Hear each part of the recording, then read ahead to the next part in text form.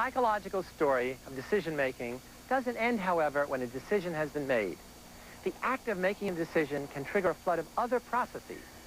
According to psychologist Leon Festinger, whenever we choose to do something that conflicts with our prior beliefs, feelings, or values, a state of cognitive dissonance is created in us, a tension between what we think and what we do. When this tension makes us uncomfortable enough, we're motivated to reduce it in a number of ways. We may change the way we think about the decision, or try to change how others think about it so that they can support our decision.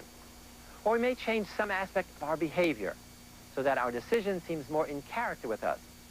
In other words, we try to reduce the dissonance between how we think we should act and how we actually act by changing one or the other. In the mid-50s, Leon Festinger and his colleague Merrill Carlsmith conducted a classic experiment in which students were engaged in very boring tasks. The students were then given a request by one of Festinger's staff. Okay, that's fine. Let me tell you now what we're actually studying here. It's the effect of preparatory mental set on performance. The rest of the subjects are prepared by being told that the experiment will be very interesting and enjoyable. In fact, lots of fun. Now I have a somewhat unusual request to make of you.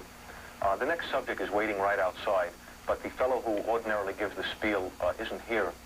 I wonder if you could possibly take his place. As a matter of fact, we figure we'll be needing someone in the future, so I'd like to offer you a $20 retainer and have you remain on call for us. Would that be all right?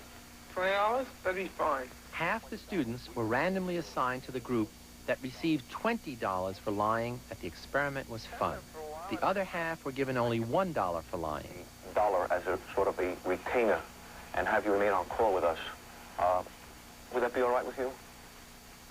Yes, that'll be all right. The cognitive dissonance came from the knowledge that the experiment was in fact boring and $1 was insufficient reward for lying. Many of the $1 subjects actually convinced themselves that the experiment was fun after they made their decision, to reduce the dissonance between their prior beliefs and their behavior.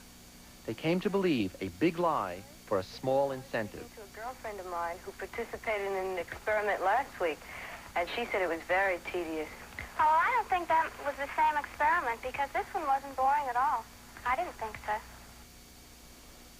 The $20 subjects, on the other hand, felt no dissonance because they felt comfortable in lying just for the money. He said it was pretty miserable and that I should do everything I could to get out of it. Well, I think maybe your friend was wrong. Perhaps it's a different experiment because this was a lot of fun. It appeared to me as if it were a puzzle. We had to turn these knobs, and I tried to figure out what we were doing it for, but I really couldn't figure it out. Perhaps you'll have better luck.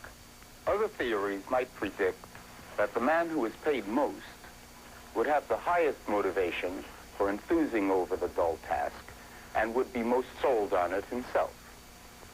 Cognitive dissonance theory leads to an exactly opposite prediction.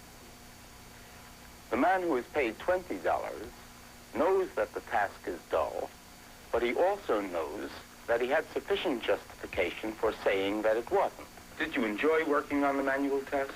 Well, it really wasn't too enjoyable. In fact, it was rather boring.